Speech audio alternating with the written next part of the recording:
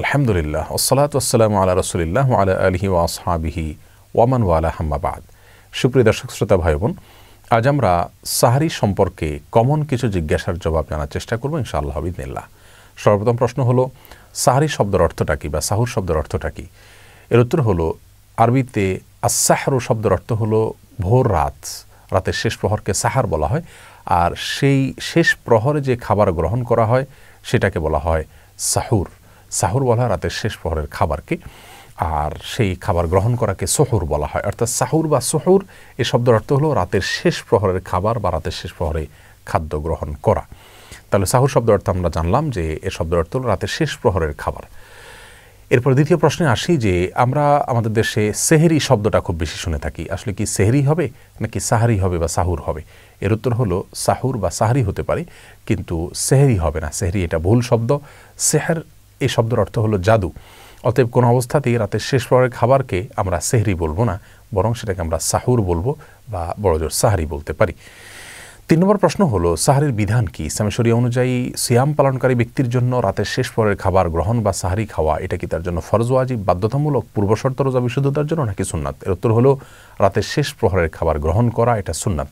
কেউ যদি রোজা পালন করার উদ্দেশ্যে রাতের শেষ প্রহরের খাবার গ্রহণ করেন তাহলে ক্ষেত্রে তিনি সুন্নাত আদায় করার সওয়াব পাবেন।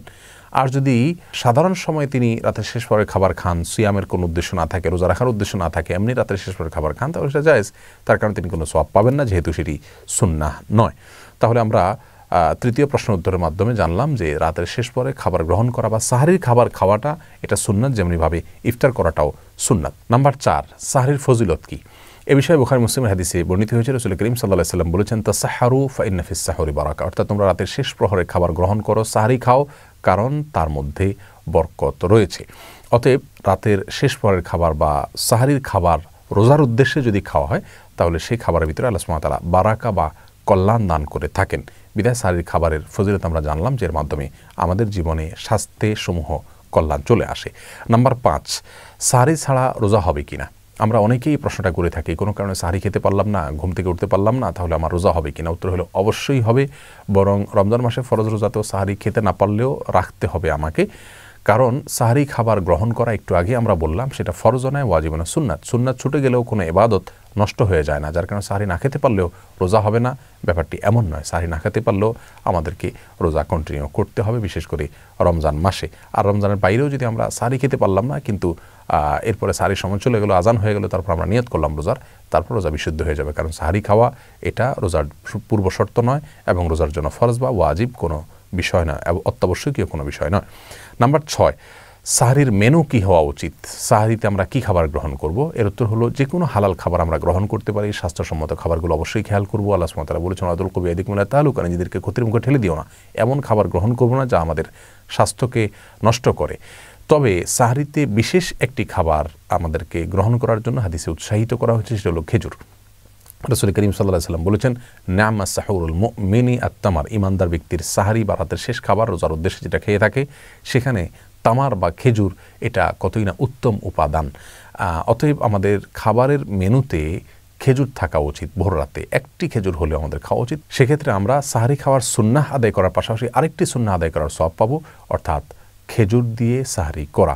তাছাড়া সারাদিন মানুষ ক্ষুধার্ত থাকে, পিপাসার্ত থাকে, খেজুরের মধ্যে যে খাদ্য শক্তি রয়েছে, বিশেষ করে সুগারের পরিমাণ রয়েছে, সেটা আমাদের শরীরে যে ঘাটতি থাকে সেটা পুষিয়ে নিতে সাহায্য করে। এই জন্য ইফতারিতে যেমন খেজুর খাওয়া উচিত, সাহারিতেও আমাদের খেজুর খাওয়া উচিত এবং সুন্নাহ।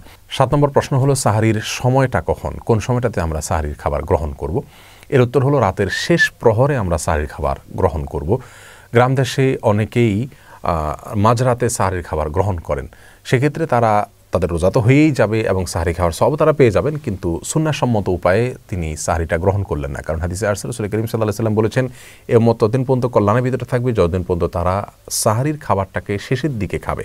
অর্থাৎ রাতের একেবারে শেষ প্রহরে গিয়ে সাহারির খাবার খাওয়াটা হলো সুন্নাহ। আমরা কতক্ষণ পর্যন্ত সাহারি খাবার গ্রহণ করব সেটা হলো, আল্লাহ সুবহানাহু ওয়া তাআলা বলেছেন যে, কুলু ওয়াশরাবু হাত্তা ইয়াতাবায়্যানা লাকুমুল খাইতুল আবয়াদু মিনাল খাইতিল আসওয়াদি মিনাল ফাজর। সুবহে সাদেকের আগ পর্যন্ত আমরা খাদ্য এবং পানীয় গ্রহণ করতে পারবো। অর্থাৎ ফজরের ওয়াক্ত যখন শুরু হয়, আজানের ওয়াক্ত যখন শুরু হয়, তার আগ পর্যন্ত আমরা সাহরি খেতে পারবো, যদিও একেবারে শেষ মুহূর্ত পর্যন্ত ঠেকিয়ে দেওয়া উচিত নয়। বুখারীতে আসছে রাসূল করিম সাল্লাল্লাহু আলাইহি ওয়াসাল্লাম সাহরির খাবার শেষ করতেন, এরপরে আজান এবং তার সাহরির মধ্যবর্তী সময়ে 50টি আয়াত তেলাওয়াত করার মতো সময় থাকতো, তার মানে 5 থেকে 7 মিনিট সময় থাকতো। তাহলে আমরা আজানের যে ওয়াক্ত হয় ফজরের, তার 5-7 মিনিট আগে সাহরির খাবার শেষ করব, সেটা হলো সুন্নাহ। 8 নম্বর এবং সর্বশেষ প্রশ্ন হলো সাহরির কোনো দোয়া আছে কিনা। এর উত্তর হলো সাহরির খাবারের কোনো দোয়া নেই। সাহরির আগে অথবা সাহরির শেষে কোনো বিশেষ দোয়ার কোনো নির্দেশ কোন হাদিসে আমাদেরকে দেওয়া হয়নি। ইফতারের সময় যেরকম দোয়া রয়েছে, সাহরির সময় কোনো দোয়া পড়তে হবে না। নাওয়াইতু আন আসুমা গাদান, এ জাতীয় বিভিন্ন দোয়া রোজার নিয়ত হিসাবে অনেকে সাহরির সময় পড়ে থাকেন, এর কোনো নির্দেশ কোরআন এবং হাদিসের কোথাও দেওয়া হয়নি। বরং আমরা রাতের বেলায় খাবার গ্রহণ করার জন্য উঠেছি, সাহরির খাবার গ্রহণ করছি, এটাই প্রমাণ করছে আমি রোজার উদ্দেশ্যে খাবার গ্রহণ করছি, অতএব আমার নিয়ত এমনিতে হয়ে গেছে। মুখে আলাদা করে নাওয়াইতু পড়ার কোনো প্রয়োজন নাই এবং এরকম কোনো দোয়া কোরআন হাদিসের কোথাও বর্ণিত হয়নি। আল্লাহ সুবহানাহু ওয়া তাআলা আমাদের সকলকে প্রত্যেকটি নেক আমলকে সুন্নাহসম্মত উপায়ে সঠিক এবং বিশুদ্ধভাবে আদায় করার তৌফিক